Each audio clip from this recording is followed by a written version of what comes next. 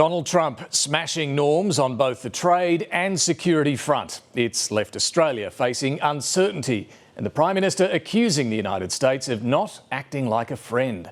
I'm David Spears. Welcome to Insiders.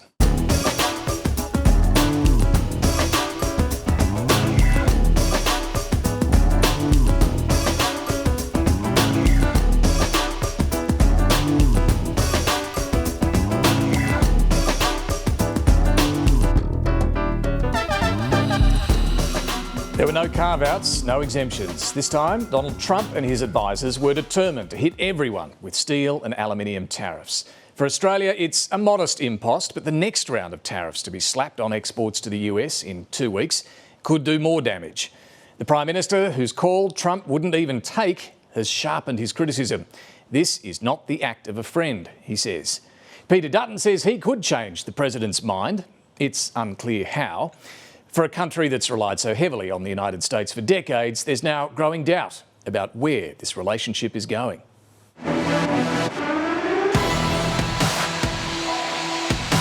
Oh, I think the tariffs are going to be the greatest thing we've ever done as a country. Donald Trump has cooked the free trade goose, imposing 25% tariffs on steel and aluminium. But we've been treated very unfairly by every country all over the world. We don't believe this is the way a friend ought to treat us. I think our country had to do this. We had to go and do this. I think this is a dog act after over a century of friendship. Right now, we're like a chicken that's being plucked at from all over the world. We're not going to let that happen anymore. This is against the spirit of our two nations' enduring friendship. This is a bad day for Australia. This is not a friendly act.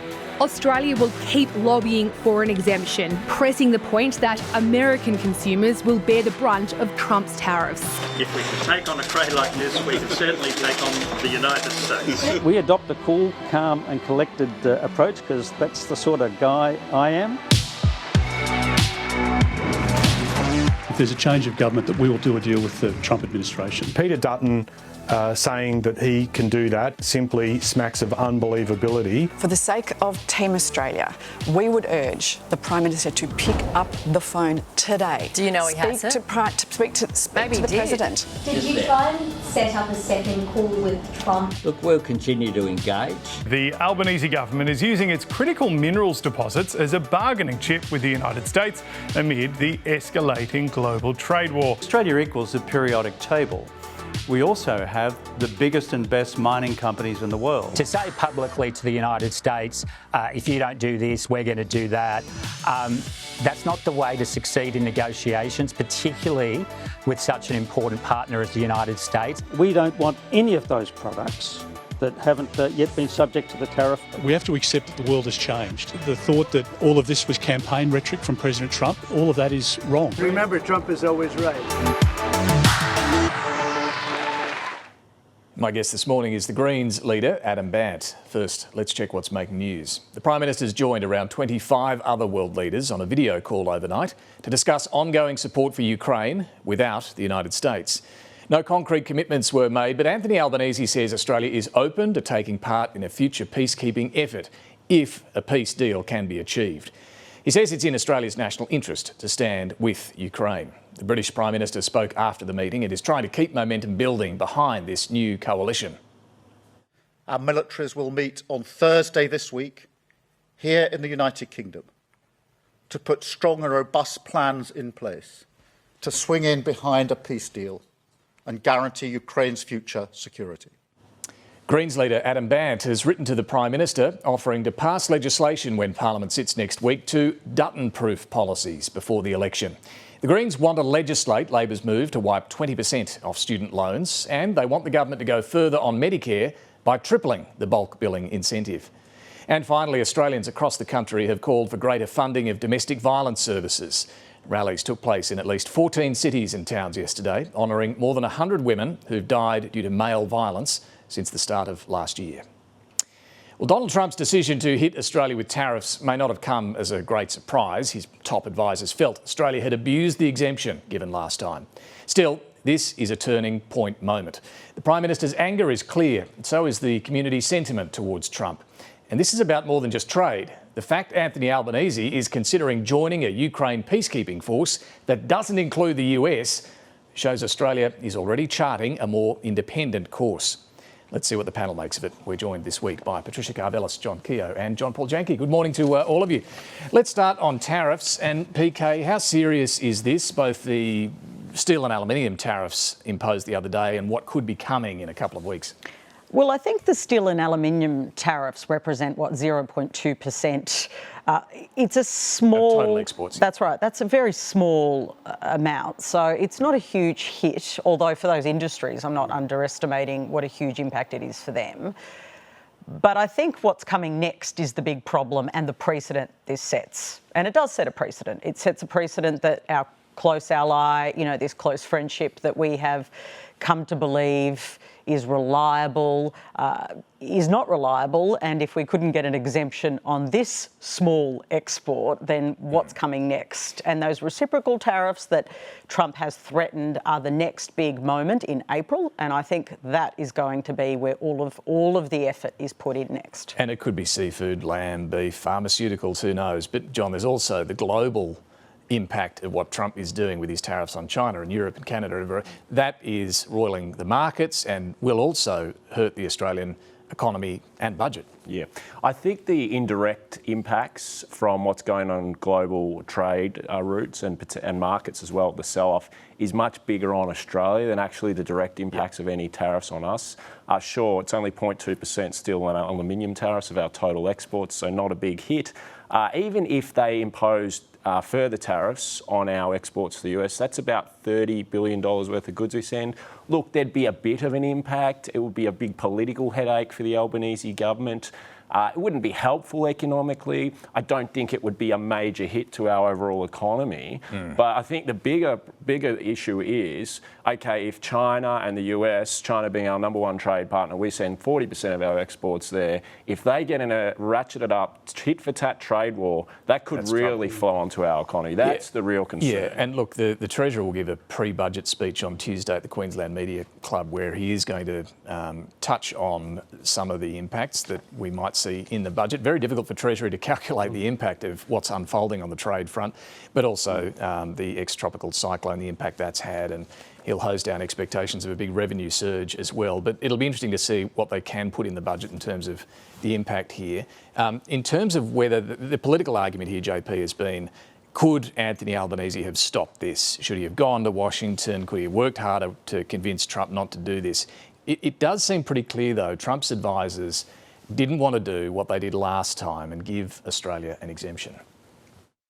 When we were kind enough as a country to make those kind of gestures to our friends, they bit the hand that fed them, and that's not going to happen again. Yeah, they bit the hand that fed them.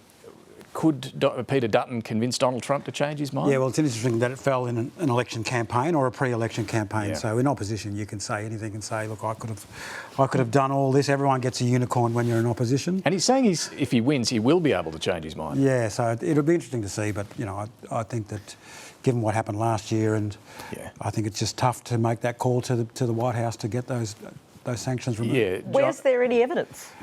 But seriously, where's there any evidence that the Trump administration will be convinced by Peter Dutton as Prime Minister to overturn this when they haven't for anyone else? Well, I think that's what Albanese is saying, is everyone else who went to the White House, who travelled to the White House to almost beg for these tariffs. None of those who got an exemption last time have got one this time. It's a very different Trump administration this time compared to last time when Turnbull was able to get the exemptions. They're much more ideological.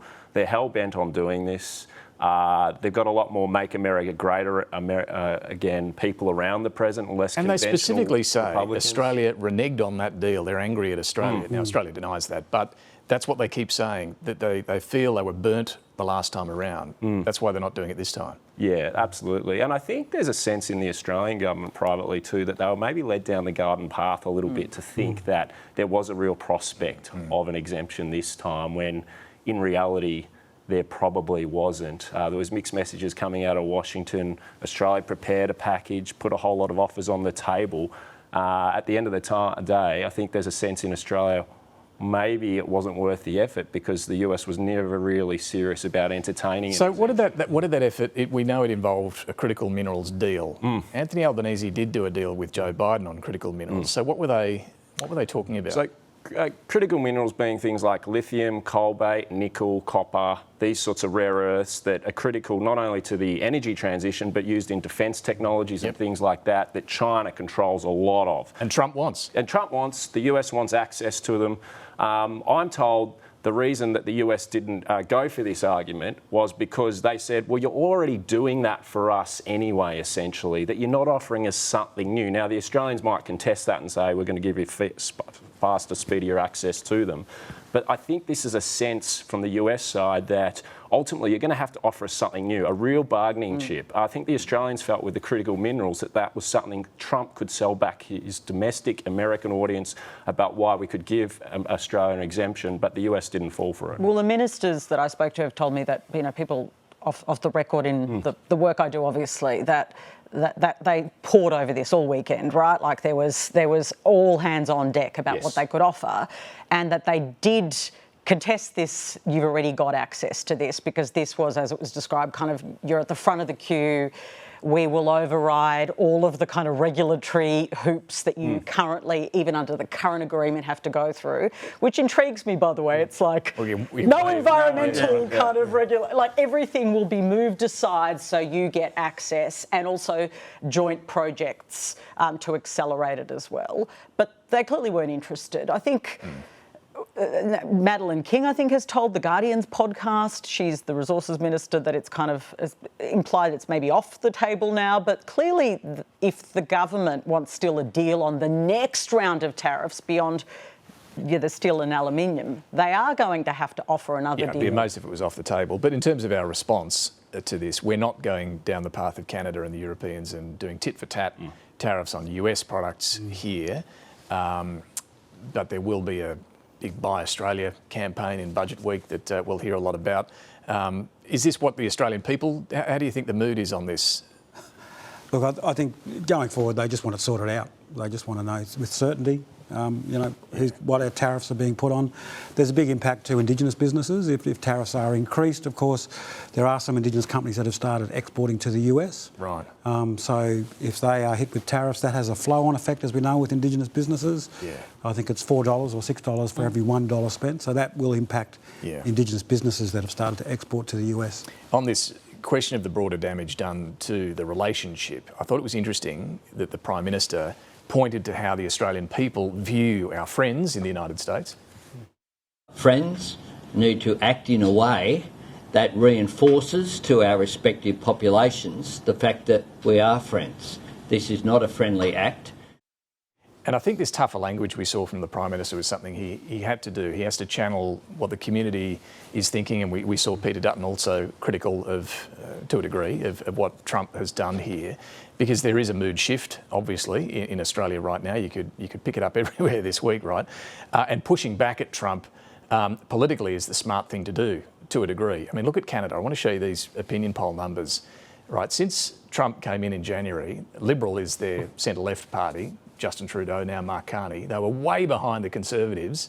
Now look at them. They've overtaken the Conservatives. They've got their nose in front. Why? It's largely because of Donald Trump and the way that Trudeau and now Carney are pushing back. And the Canadians, their voters there, that's what they want to see. But absolutely, I think there is, in terms of domestic audience, domestic politics, you heard it from Ed Husick, who came on afternoon briefing and said it was a dog act. This week. Now, he is the industry minister, so it makes sense, I think, that he would, speak to his constituency or who he represents in that portfolio as well.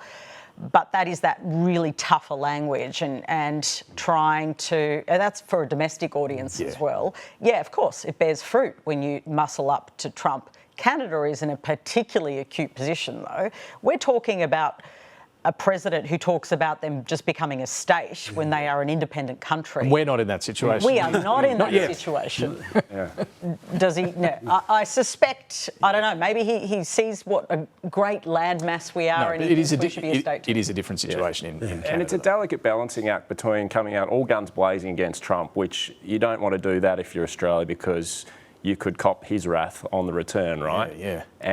But at the same time, you've got to stand up, reflect the public mood here. I think Albanese and also Dutton to an extent are trying to create a bit of distance between themselves and Trump because they know he's not popular here.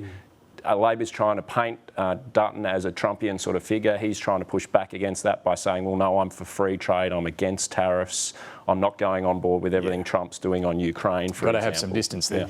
Look, Trump won't care too much about the public mood and opinion polls in Australia, I'm sure, but he will what's happening in the United States. And this is interesting. I was just looking before we came on air at the latest poll numbers over there. There's an Ipsos Reuters poll, there's a CNN poll, there's a YouGov poll. They're all suggesting that the American people don't like this tariff approach. They're worried about prices going up. They think the economic approach of Donald Trump is wrong and that the country is on the wrong track. I think only 28% believe the country's heading in the right direction, according to that YouGov poll. So he'll be noticing all of this. I did speak for the podcast this week to the Director of Economic Policy at the Conservative American Enterprise Institute. And look, he argues that Trump will have a reality check sooner rather than later where he will notice what's going on with the polls and also the stock market. I think what he needs to do is put his hand on the hot stove. And that's, kind of what we're seeing, I think. The question is, how long does he have to keep his hand on the hot stove before he takes it off? My guess is that will be measured in weeks or months and not in years. Yeah, Michael Strain there suggesting that put your hand on the hot stove, get a reality check of how the American people are viewing this, not to mention the markets as well. We'll see if he changes course in months, as is suggested there, or whether he doesn't care too much. Well, the metrics of the markets responding this way, if you look at Trump historically, and we've got a decade to look at this guy, right? He doesn't like that. And so will he hold his nerve? Now, he has all these radicals around him who are purists when it comes to this new approach to isolationism and like sticking to this tariff line. It's a big part of his election mantra. It is, and this idea that this is shocking, I've got to say, reality check, he told us. Yep. The market's down in the US almost 10%. That's only almost a small correction in the grand scheme of things. Like if it fell 20%, he might start to take more notice and think about pulling back, I think. In terms of the reaction here, though, just one more point on this. Some are saying, well, what are we doing sticking with AUKUS, for example? It's notable that two major parties at least are saying, no, that's fine, that's different. We don't want to bring that into this discussion. Within Labor, though, there are some rank and file members and Doug Cameron, the former senator, is a part of this and a patron of what's called Labor Against War. They've written a letter, or they're writing a letter to all Labor MPs and candidates, and the letter basically says, why are we continuing with AUKUS, spending billions to underpin the US naval dockyards? It's beyond reason. Labor MPs are holding the line on this, but the rank and file are getting a bit antsy, PK, about AUKUS. Hugely, and they have been for some time. I mean, that group, Doug Cameron's group, they have been concerned about AUKUS for some time, so it's not new, although they do have new evidence, which really will assist them, I think, that the US is no longer a reliable partner. And no one can contest that. This is the problem. No one can really argue, and both sides of politics are currently making an argument that I don't think the public will buy for much longer, which is that the US under Donald Trump is a reliable partner that would come to our assistance, or would they care to defend Taiwan if something were to happen? I don't think that stands up anymore. So there will be pressure on either side of politics, whoever wins the election. I think it'll heat up a little bit before the election, but you'll see it after the election is my prediction on AUKUS, on what you do. What's a plan B? I mean, all of this is leading to almost a new consensus in Australia that we're going to need to increase defence spending towards 3% of GDP. We're currently at 2%. That's for 50% increase, and this is going to have all sorts of other implications. How do we fund that? How do we pay for that? We're already in a structural budget deficit as well. So it is throwing up a whole new set of complications. Yeah, it is. All right, well, time then to talk to Greens leader Adam Bandt. And despite their argument over who's to blame for the tariffs, the two major parties do broadly agree Australia should not retaliate against the US, and nor do they think, as we mentioned, that this should have any impact on the AUKUS agreement. It remains very much the cornerstone of our national security, and as I have dealt with the United States in respect of our defence relationship, it is very strong, it is very deep, and the equities that we have in place are in good shape. AUKUS, as we've identified, along with ANZUS, is a bedrock of the relationship between our respective countries. We have a very important military relationship with the United States. Adam Bandt, welcome to the program. Morning. How do you think Australia should respond to these tariffs? Well, I don't think that retaliatory tariffs right now is the right reaction, but not for the reasons that Labor and Liberal are putting forward. I think Donald Trump is dangerous. Donald Trump is a threat to peace.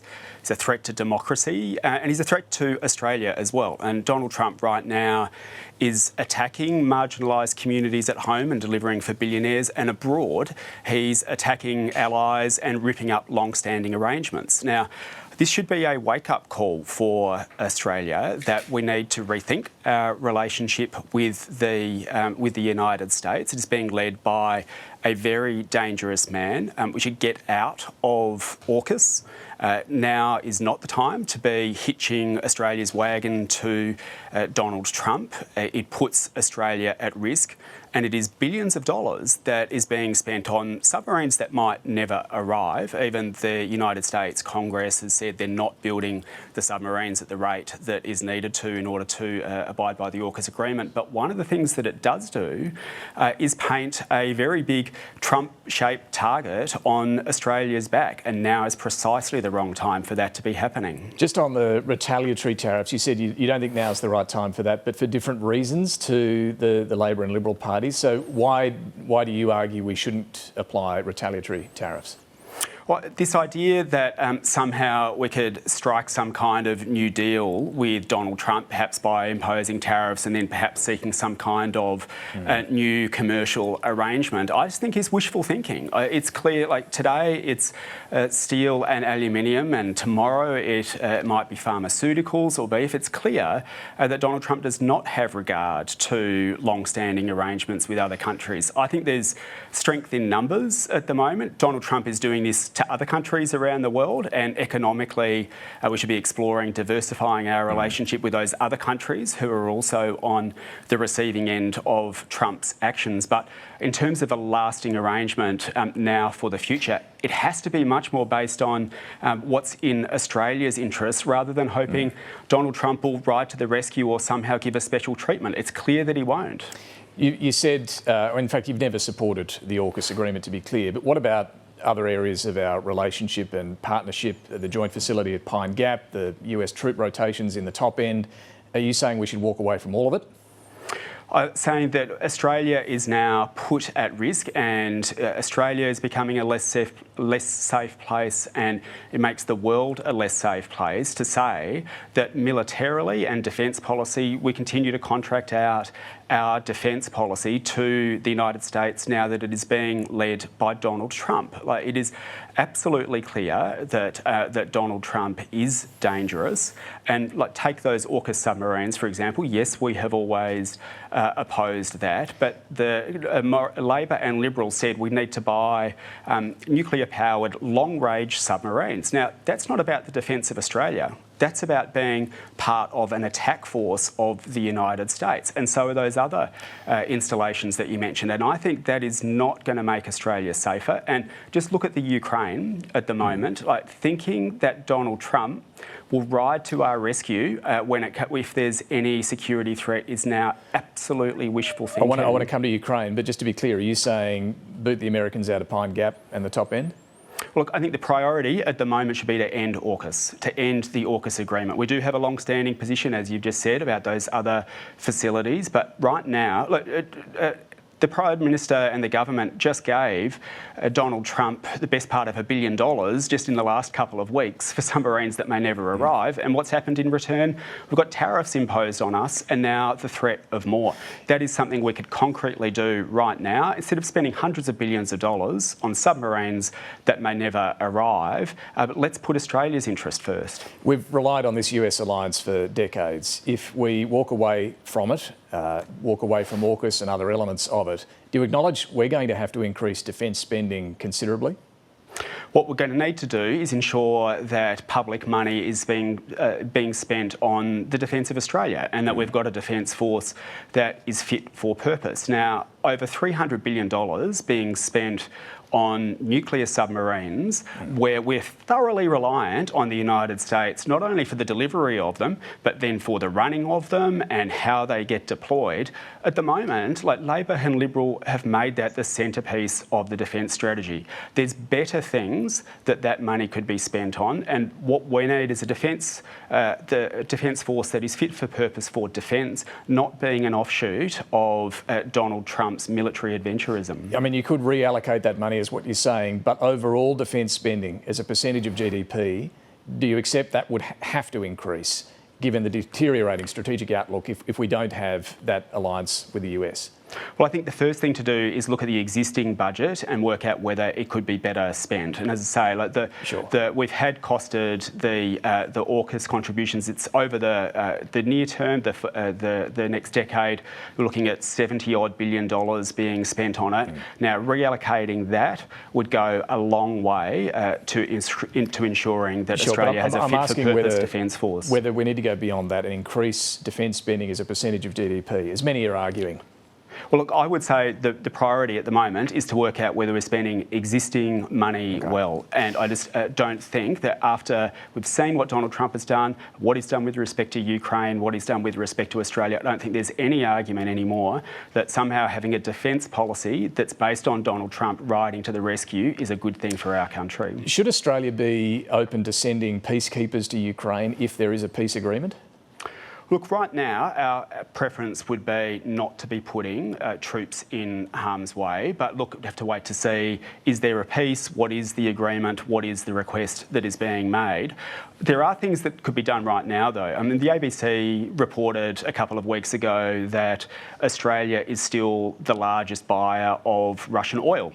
And it's meant to be sanctions imposed, but what's happening is there's loopholes in those, and Russian oil is still coming to Australia in huge amounts. It's just coming via third parties. Now, we were the first ones to call for sanctions on oil. Let's stop buying Russian oil. Let's put some pressure back on Russia. I think that's a practical thing that Australia could do right now. Okay, but when it comes to peacekeepers or some sort of support for peacekeepers, you're saying you're still open to it? Can you just clear that up?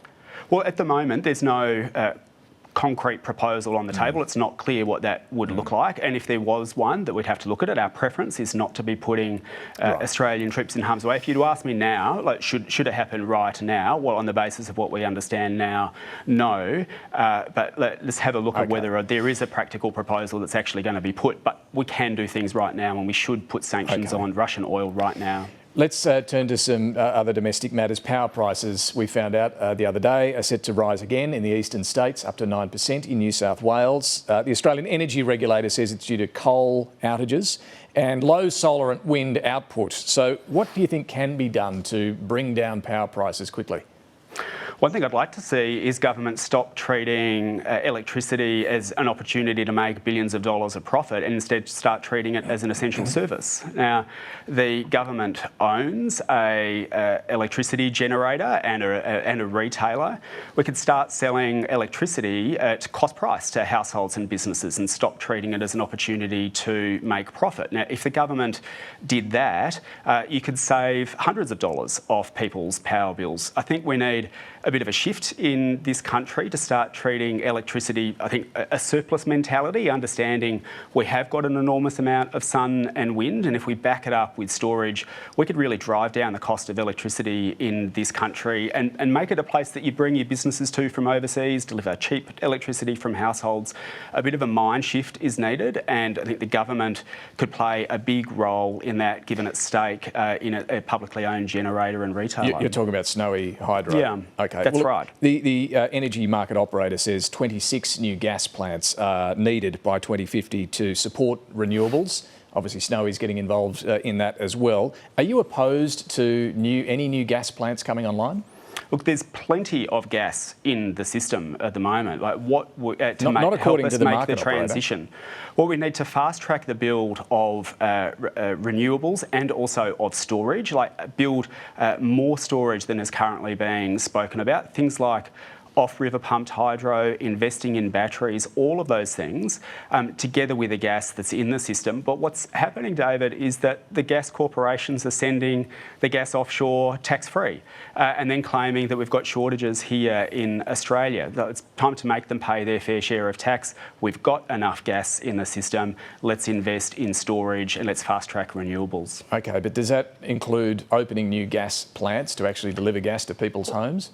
Look, we don't think there's a need for that. If you invest in one of the things that hasn't been done and is not factored into those forecasts that you're referring to, is we've got to start working out how we can get people off gas onto cheaper, cleaner electricity. What can we do to drive down demand? Make it easier, for example, for people to switch from gas to induction cooktops, that kind of thing. It's expensive, though, initially, isn't it?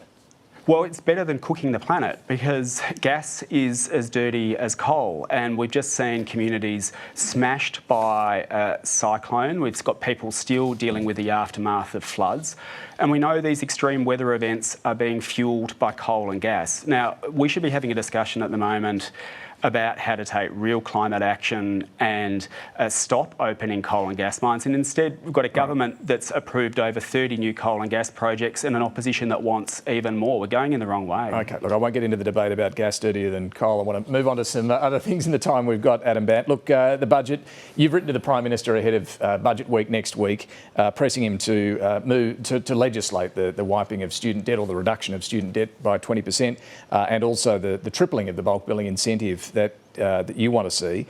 What else would you like to see in this budget? Look, we've got a real opportunity in this last week, now that there is going to be a budget week, to deliver some real help for people. We've been pushing for some time to wipe student debt. Government says that they'll do it 20%. Like, let's get that locked in. That shouldn't be held ransom to the outcome of the election. The Greens pushed for GP for free since October last year, and the government's picked up part of that as well. Let's lock that in. Look, this is a real opportunity, this budget, I think, to deliver some real cost of living relief for people, dental and mental health into Medicare, wiping student debt, building homes that people can afford. And we can fund it by saying to those 1 in 3 big corporations that pay no tax, it's time to pay tax. Just on an internal matter in the Greens, Drew Hutton, one of the founders of your party, has spoken to the Saturday paper over the weekend about the indefinite suspension he's been given from the Greens. He says there's been an authoritarian response to a Facebook post of his in which he said he believed in full human rights for trans people at the same time as supporting the right of women to be safe from patriarchal oppression. Has Drew Hutton been treated fairly by your party? Look, there's obviously a process that's going on within the Queensland Party, and as the parliamentary leader, it's not appropriate for me to comment on that, so I'll allow that process to work its way through. Our position is clear, which is that trans rights are non-negotiable. I want to make also clear that as we head towards this election and we see Peter Dutton trying to import Trump-style politics to Australia, waging culture wars, attacking marginalised communities as a distraction from the fact that he's got no answer on cost of living, I'm not going to be joining in those kind of dangerous culture wars we're not talking about in the lead up to this election. Or Donald Trump. We're talking about one of the co-founders of the Greens here. So is it unacceptable to say women should be safe from patriarchal oppression? Is that not on in the Greens? Look, again, David, there's a process that is going through. It would not be appropriate for me to comment on that. I think I hope you can respect that and understand that there's a process that is taking place within the Queensland Party, and it's not my role to be commenting on that. OK. Look, finally, on the looming election, the Greens currently have 4 seats in the lower house. How many do you expect to win this time?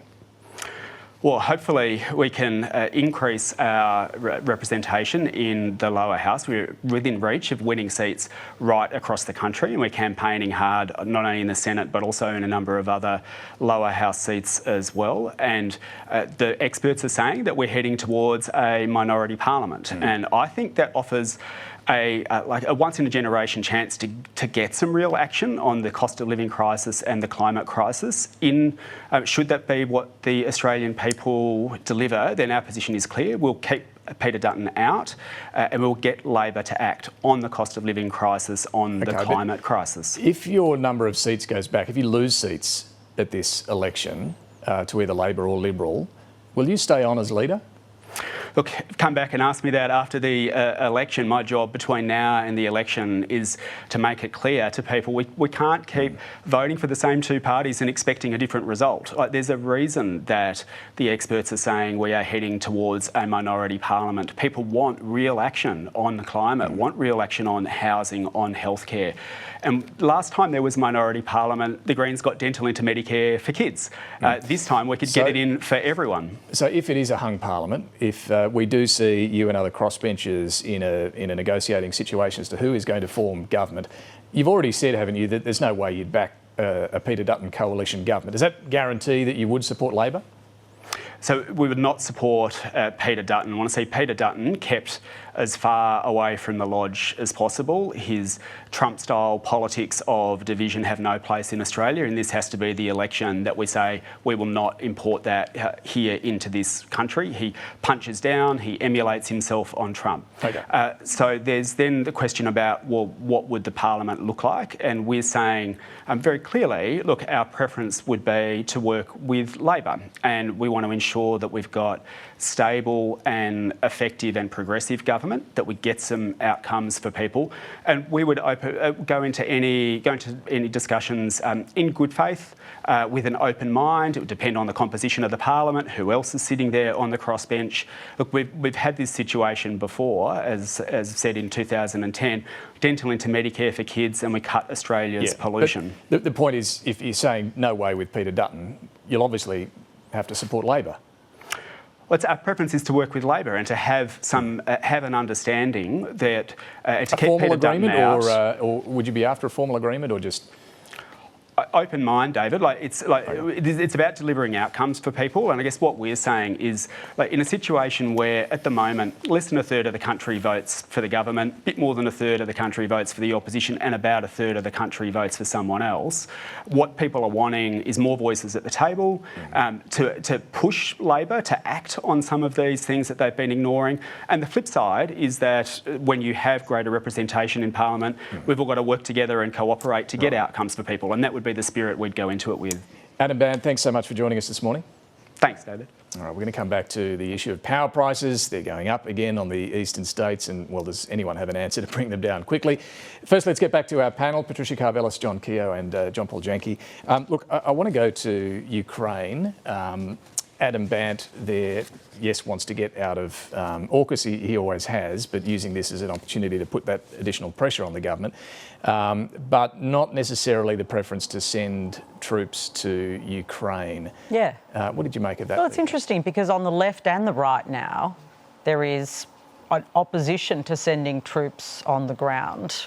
So it's only actually the Labor Party, the government, that is leaving this door open. Having said that, I mean, he did have a little small caveat. Depends on the peace agreement. Yeah, that's right. But yeah, that means that the Greens from the left oppose it, and Peter Dutton has been quite, I think, very explicit about opposing it. And so Anthony Albanese is the only one leaving it on the table. I think that is a really interesting development and very counterintuitive if you think about the kind of traditional positions that someone like Peter Dutton, I'm not surprised with the Greens, but with the traditional positions that Peter Dutton has had in relation to, he's a very car-key election kind of guy, right? Only this time last year, as our colleague Jacob Griebers pointed out today in a piece, it was Peter Dutton arguing we should have a ship in the Red Sea. He was very critical of the Albanese government for not sending a frigate over there to the Red Sea. Yeah. But look, this time around he is arguing that no, this is really Europe's responsibility. As Defence Minister, I was incredibly proud to stand with the Ukraine ambassador to put the first load of Bushmasters into Ukraine, and we should continue to support Ukraine, but not with troops on the ground in Ukraine. This was a thought bubble by the Prime Minister. Look, a thought bubble, but the Prime Minister is joined at the moment by not just Keir Starmer, Emmanuel Macron, other European leaders, the Canadians, even our Kiwi neighbours. John, little old New Zealand is at the table talking about possibly sending peacekeepers as well. Well, I think it makes sense to be at the table having discussions with other Western democratic allies. There's no doubt about that. So Albanese should be doing that. But, I think Dutton also has a valid argument. We've got to be looking after our own backyard too. He's pointed out, for example, Poland and Italy haven't signed up. He wants to see the Europeans do more as well. So I think it's responsible what the PM's doing, but there is a question about whether Australia should be going over that side of the world when clearly there's challenges in our own neighbourhood as well. Yeah, but look, it's not like we're going to be sending a division of Australian troops over there. Based on my conversations, it could even just be using I think we have 90 personnel over in the UK training Ukrainian forces. It could just be continuing with that under the banner of this new peacekeeping effort, maybe in the UK, maybe they're in Ukraine. But something like that, a modest contribution. We'll see. Look, as Anthony Albanese has said, you don't get peacekeepers unless you've got a peace, and we're still a way off seeing any agreement we don't see on that front. Russia really participating in a grand peace agreement, do we? Well, you say that, PK, but look, Donald Trump, have a look. He's sounding hopeful. I'm getting, from the standpoint about a ceasefire and ultimately a deal, some pretty good vibes coming out of Russia.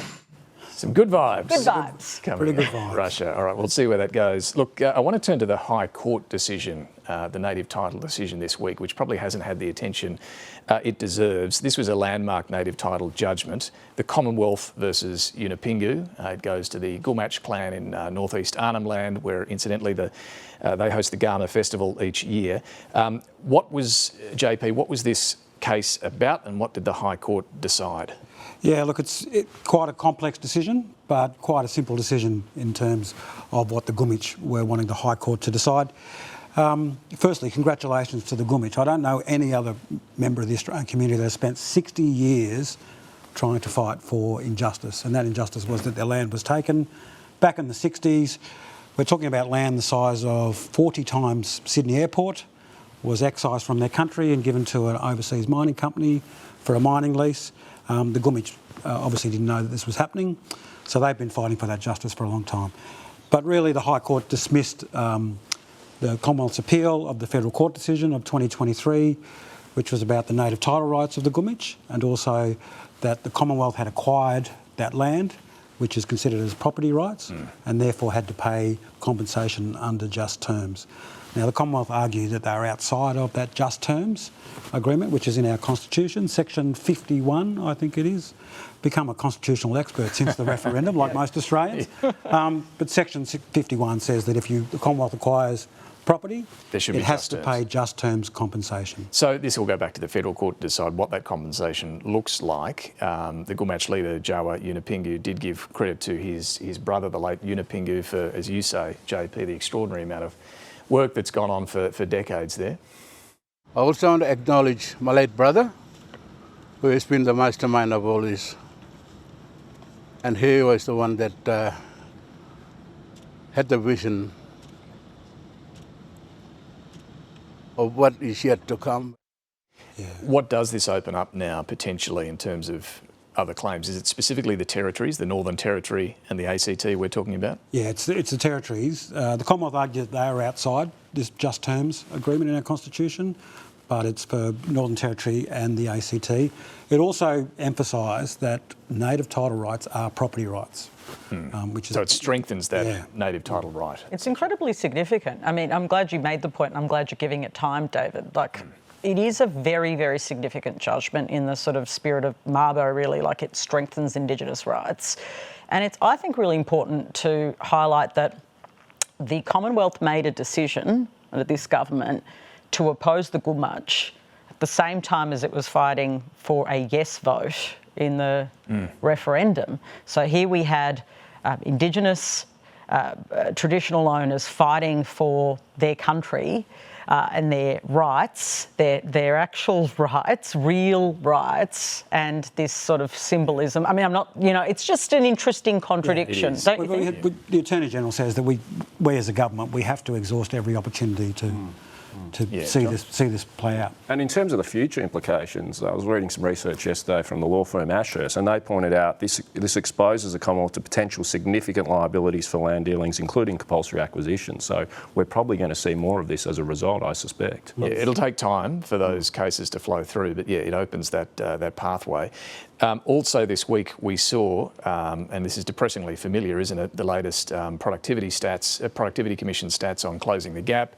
And what do you know? Only 4 out of 19 targets are currently on track to be met. We're still going backwards in a number of areas.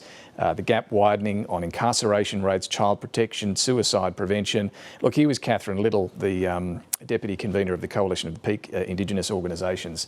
She's basically saying, you know, this is now beyond serious. It should be a giant wake-up call to move away from your sound bites and invest in change. That is what it says. It says, wake up governments, wake up those of you in political positions of power. Yeah. JP, we've had a few wake-up calls when it comes to this stuff, though. Yeah, it's interesting that this should be really part of an election campaign. We're talking about, you know, the failure to meet some of the basic health standards for all Australians, for Indigenous Australians who are part of the Australian community. But, you know, again, we have report after report saying that we're not going to meet these close the gap targets, and we're on target to only meet 4 of the 19. And who's accountable for that? Well, that's what everyone's calling for. You've got the Productivity Commission saying there needs to be urgent action, there needs to be systems that people are held accountable. You've got Pat Turner saying, yes, we need to work together, but there needs to be more accountability. Katie Kiss, who's the Social Justice Commissioner, said, actually, look, regardless of what political party you're on, you need to be held accountable, and your state counterparts need to be held accountable. And incarceration rates, PK, what are the states doing that might actually make those numbers even worse? Well, this is the great contradiction of our times. So we have now an expanded closing the gap strategy, which includes reducing incarceration because it is staggeringly high. We have a push by states and territories who, can I say, have legitimately won campaigns on the back of these tough law and order positions. So they're not being sneaky about it, but their positions will make more Indigenous kids and young people end up going to jail. That's the consequence of some of these law reforms. And that's the great contradiction, right? Because we have political parties that have campaigned on the back of law reform for tough on crime, legitimate issues in the community. I'm not delegitimising what happens in the community. When you are a victim of crime, that is very serious. But we know that these strategies end up with more Indigenous people in jail, which we're also saying we're opposed to. Yeah, so there was a 15% spike in Indigenous incarceration rates in 2023-24. But since the baseline data was being reported back in 2019, there's been a 30% increase in the number of Indigenous people incarcerated, and people are already saying if you've got changes to legislation in Victoria, Queensland, NT, WA, that these numbers are going to increase significantly. Power prices, John mentioned there earlier with Adam Bandt, they're going up again, particularly in the national energy market on the eastern seaboard.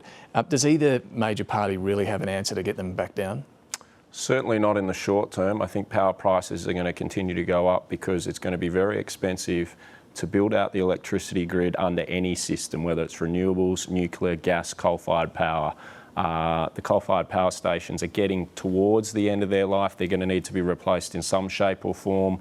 I mean, broad estimates under any system, it's about $400 to $600 billion, give or take, over the coming decades to do that.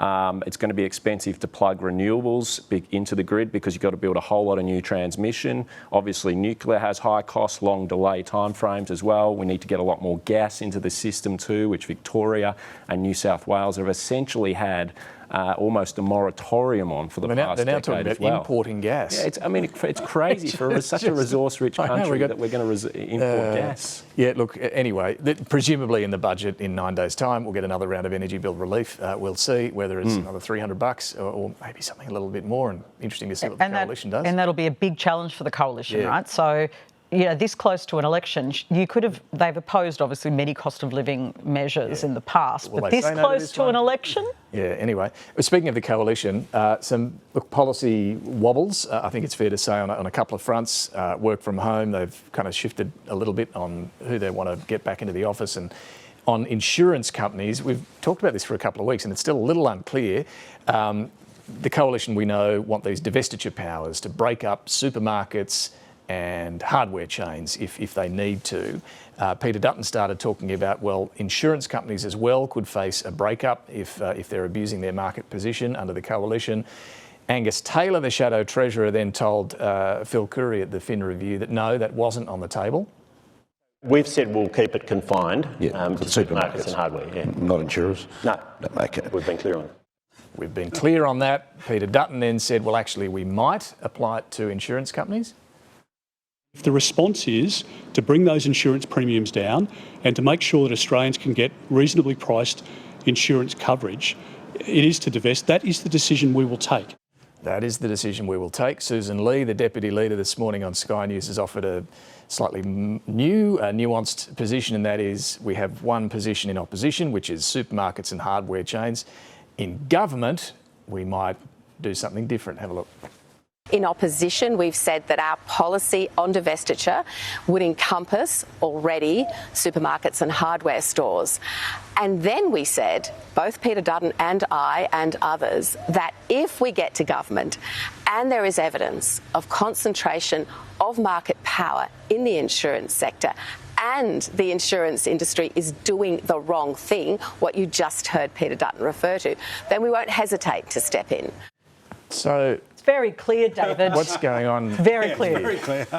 There's a lot of mixed messages coming out, isn't there? I think this sort of speaks to a broader issue in the coalition. You've got Dutton, who's the leader, trying to be a bit more economically populist to the electorate, particularly when you've got the floods going on in Queensland.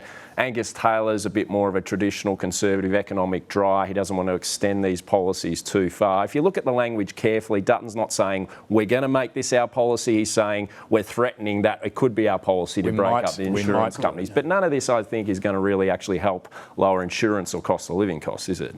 Well, that's another argument. But just on policy front, PK, it's pretty important to have your most senior figures. We saw three of them there on the same page as to whether you're going to break up an industry or not. It's 5 minutes to midnight and they're not singing from the same song sheet. And you mentioned working from home and the policy there. Same thing, where there was a lot of confusion about, now they've kind of refined it to they want to go back to the pre-COVID levels of working from home. Usually you would have this stuff pretty clearly sorted out. Now, there was a leaked story this week, I think David Crowe had it, about leaked talking points. I think that now they've got clarified talking points which are different to what was originally being said. Peter Dutton's office is being blamed rather than Peter Dutton.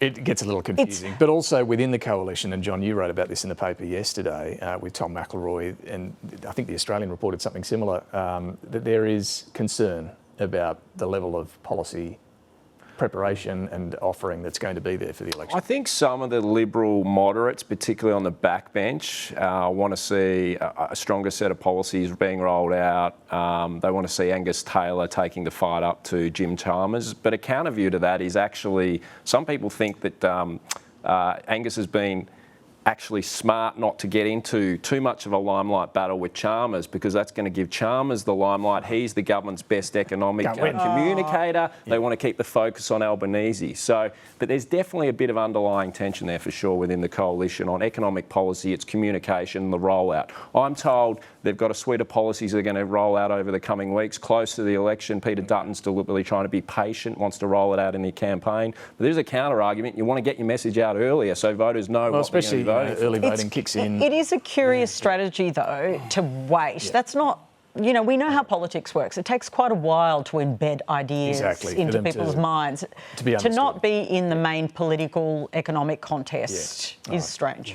Our panel, John Paul Janke, John Keogh and Patricia Karvelas will be back very shortly with some final observations. Time now, though, for Mike Bowers and Talking Pictures.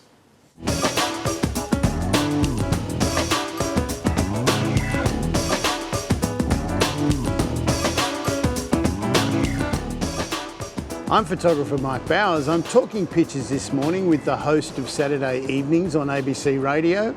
A very warm welcome back to the one and only Mark Humphries. Thank you, Mike. Lovely to be back. From a tropical low to a tropical blow, Alfred's The Winds Were Felt in Canberra, Mark, and I did love this Mark Knight cartoon. Mr Albanese's hopes for an April election paddle out were dashed on the rocks. Or is this a post-Scott Morrison Hawaii thing, that now you get to the disaster zone before the disaster has happened? Everyone is racing for the hose. Right, exactly, that's it. ABC photographer Brendan Esposito just caught this beautiful moment of the Prime Minister Lismore SES. There he is, and everyone else is having a great time. And it reminds me of when they were making The Killing Season and they were filming Kevin Rudd in Harvard, and he'd deliberately made sure there was always someone with him so they could never say that he was the loner in exile. Beautiful David Rowe cartoon, Mark, working it from home.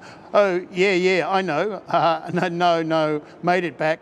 The time means nothing with donations lapping at your door, and he's got these beautiful Genus sandbags here. Didn't the major parties just vote against big money in politics? I feel like I've misunderstood what happened. No. They voted against big money in politics for anyone but the major parties, right? Sorry, I always forget that. Lovely Harry Bruce, who's got the lovely Alfred and Trump crossover cartoon here that allows us. Alfred says the person looking at the tracking, the cyclone tracking. No, Donald. Donald, yeah. Yes. Disaster modelling, not an exact science. It certainly isn't. No, and can we downgrade Donald's presidency like we did Alfred? How do we? Maybe ex-President Donald. I think that gets my vote. And a lovely Brett Lethbridge with the friendly gesture, high five, whack, whack, whack. Yeah. Donald certainly keeps the enemies close. Well, it's certainly shaking up the world order of things. Beautiful David Rowe. The charge of the tinfoil hat brigade, as Mr Albanese here is looking at the tariffs paperwork. We're here to make aluminium great again. As we have a special Trump connection. This actually raises a good point. Maybe the problem was that we need to start saying aluminium. When we said, could we have exemptions for aluminium, he didn't know what we were talking about. No. Kathy Wilcox has the Prime Minister here, walking a very fine line. It's sort of shirt front nicely. Sure. Right, now is the time to be bold and brave, show leadership and stand up for Australia's interests. Right. Without upsetting Trump, China, Israel, the opposition, News Corp, fossil fuel, the gambling industry. Yeah. I mean, Kathy's the best. Mark, politics is starting to resemble a bad sitcom, and this week it was Malcolm in the Middle. Lovely Mark Knight cartoon with the USS FAFO turning up here at Malcolm's door. You know how you accuse Mr Trump of being unpredictable, erratic and confrontational with allies? Turnbull! You always need an XPM that can come into the ABC and just start flipping some tables over. Rant. Lovely Peter Brolman. He's got Mr Helpful turning up at the door here as another former Australian Prime Minister wants to have a go at you. He says he's already shirt-fronted. Peter. I tell you what Tony could have done, and which would have been great with Trump, knighthood. That if you give Trump a knighthood, oh boy, he likes that sort of stuff. That's it, right? Exactly. Gina Reinhardt has unveiled this mural of her 70th birthday with all those present, and Mr Dutton here, the leader of the opposition, in front and centre. I mean, normally you have to wait until you've already been Prime Minister to get your portrait done. Yeah. He's to skip the queue. You need a flag and a horse. Always. Guy Sebastian singing, like, it's got everything. Oh, Guy. But I mean, Gina, you know, fair play. There was that portrait of her hanging at the National Gallery. She didn't like it. If she wants to commission her own one, I get it. It's been a great pleasure. Thank you very much for taking the time. I'll let you do the honours. Oh, thank you, mate. And back to you, David Spears. Thank you, Mark Humphries. Thank you, Mike. Let's get some final observations. JP. Yeah, look, my final is congratulations to the Gummidge people for their win in the High Court. It's not often you see Indigenous Australians come out of the High Court with their arms raised, celebrating. You had the great pictures of Jawa Yunupingu and Balapala Yunupingu coming out saying, I am the fire, I am the rock. So congratulations to them. John. David, they say the way to a man's heart is his stomach, and we know that Donald Trump loves McDonald's, and it looks like from Don Farrell, the Trade Minister's recent comments, that McDonald's imports a lot of Australian beef for its Big Mac products, and so he's warning we're going to push the price up of Big Macs in America if you slap tariffs on Australian beef. Let's see if it works. Don't touch the Big Macs. I love that one. This defence spending issue is really going to end up being a big issue, I think, in the election campaign. This week I spoke with former Labor leader and former Defence Minister Kim Beazley, who said he does think Australia needs to be committing to 3%. And that's a former Labor leader who obviously has long been spruiking this point that we need to invest more in defence. But watch that space. There are more people activated about this, particularly this idea that we need to really strengthen our defence force. And I do think it's going to play a role in the campaign. Thank you all very much for joining us this morning. Thanks for your company as well. Finally, selling yourself as Australia's version of Donald Trump is, well, hard work at the moment. Fortunately, Clive Palmer had a classic Aussie pick-me-up on hand at the Press Club. We'll leave you with that. Thanks for watching. Let's get the country moving. Thanks. Next question comes from Lucy Gray.